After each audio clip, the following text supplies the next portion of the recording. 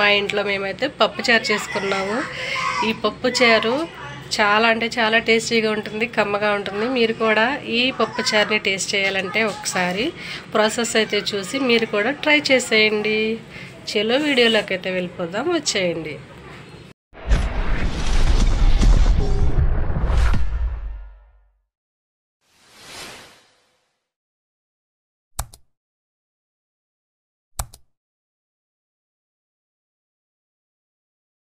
Hi అందరికీ.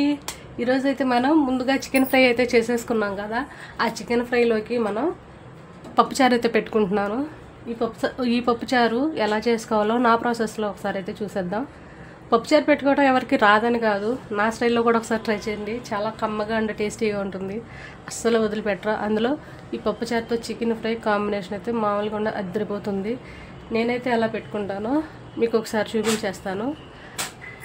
Please ముందుగా మన ఛానల్ ఎవరైనా ఫస్ట్ టైం చూస్తున్నట్లయితే ప్లీజ్ లైక్ చేయండి, షేర్ చేయండి, అలాగే కామెంట్ కూడా చేయండి. నేనైతే ముందు ఇలా కందిపప్పు అయితే తీసుకుని కడిగి వాటర్ పోసి నానబెట్టేసుకున్నాను. ఒక 1 అవర్ ముందే నానబెట్టుకున్నాను. అలాగే ఇప్పుడు దీంట్లోకి అయితే మనం ఒక ఉల్లిపాయని ఇలా పెద్ద పెద్ద ముక్కలుగానే కట్ చేసి వేసుకున్నాను. అలాగే ఒక 4 టమాటాలు తీసుకున్నాను. తర్వాత ఒక 4 పచ్చిమిర్చి తీసుకున్నాను. ఇవన్నీ ఇప్పుడు ఒకదాని తర్వాత ఒకటి ఈ పప్పులో అయితే వేసేసుకోవాలి. ఈ పప్పులో వేసేసుకున్న తర్వాత ఇప్పుడు నేనైతే ఏం వేయట్లేదండి, ఓన్లీ ఇవి మాత్రమే కుక్ చేసుకుంటాను.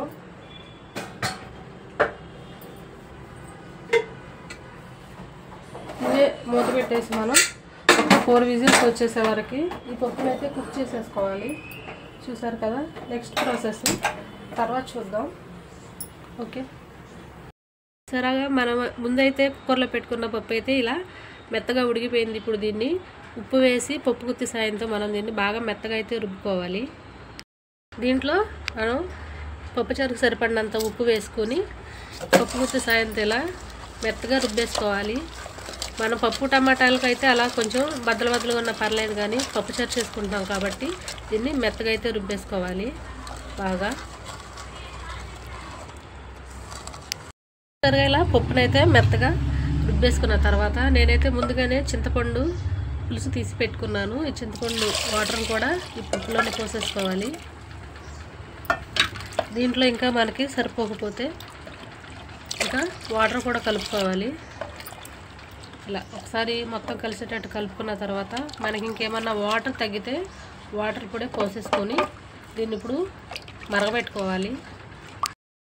మనం పప్పు రుబ్బుకున్న తర్వాత పప్పులో చింతపండు పులుసు అలాగే వాటర్ సరిపడినన్ని వాటర్ పోసి ఇలా పొయ్యి మీద పెట్టేసుకున్న తర్వాత ఇప్పుడు దీంట్లో మనం ఒక 2 స్పూన్లు కారం వేసుకోవాలి.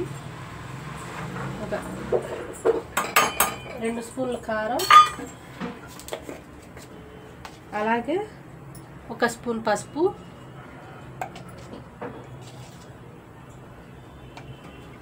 వేసుకుని ఇవి బాగా కలిసేటట్టు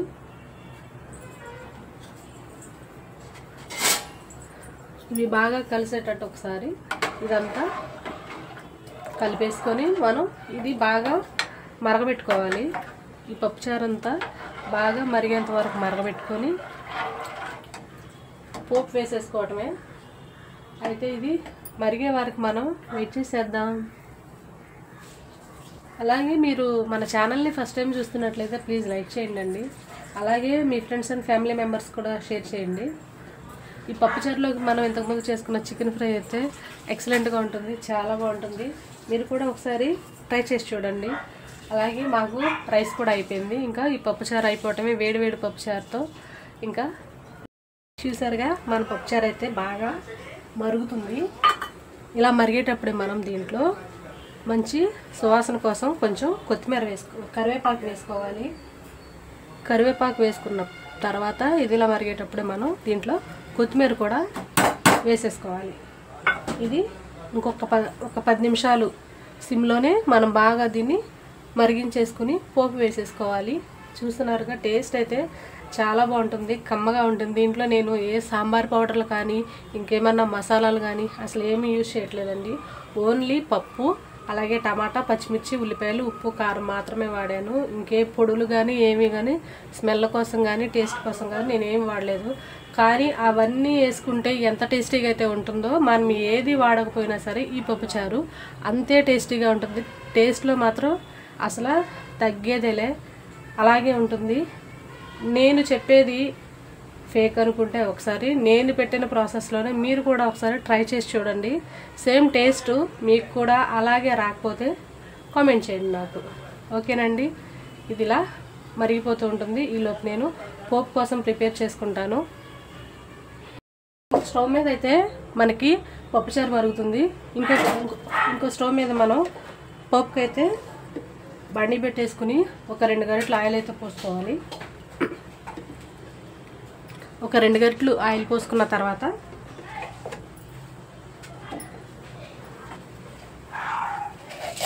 నెక్స్ట్ మనం దీంట్లో కొంచెం పోపు దినుసులు వేసుకోవాలి.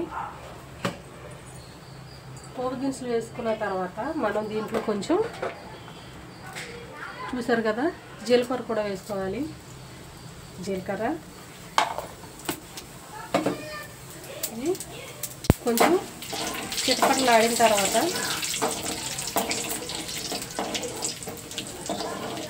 లైట్గా ఈ పోపు అంతా మాడకుండా దగ్గరుండి నిదానంగా ఫ్రై చేసుకోవాలి.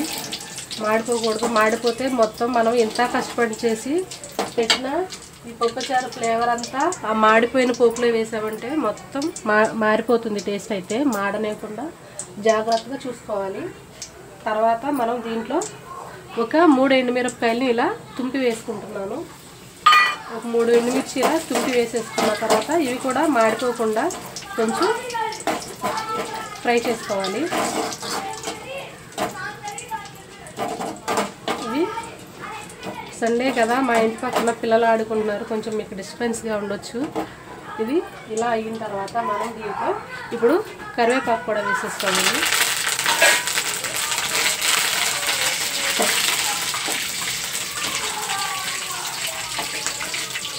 మనం బాగా మరుగుతున్న ఇప్పుడు ఈ పప్పుచారు ఏదైతే ఉందో ఈ పప్పుచారుని ఇలా మరిగేటప్పుడు తీసి మనం కొంచెం ఈ పోపులో అయితే వేసేసుకోవాలి. ఎప్పుడైనా పప్పుచారు వేడి మీద ఉన్నప్పుడే, ఎప్పుడైనా సరే పప్పుచారు పోపు వేసుకునేటప్పుడు తాలింపు అయినా సరే పప్పుచారు అయినా సరే బాగా వేడిగా ఉన్నప్పుడు వేసుకుంటేనే టేస్ట్ బాగుంటుంది. ఇప్పుడు ఈ పోపు అంతా మనం దీంట్లోకి అయితే తిరగొట్టేసుకోవాలి. అయిపోయింది కదా. ఇప్పుడు ఇంకా మనం వేడి పప్పుచారు అయితే రెడీ అయిపోయిందండి.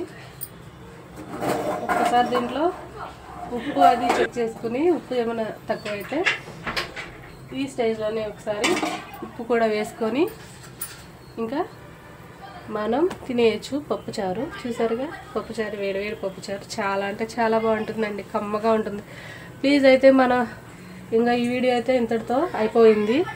మీరు కనుక మన ఛానల్ ఫస్ట్ టైం చూస్తుంటే కంపల్సరీ లైక్ చేయండి, షేర్ చేయండి, కామెంట్ కూడా చేయండి. ఉంటాను.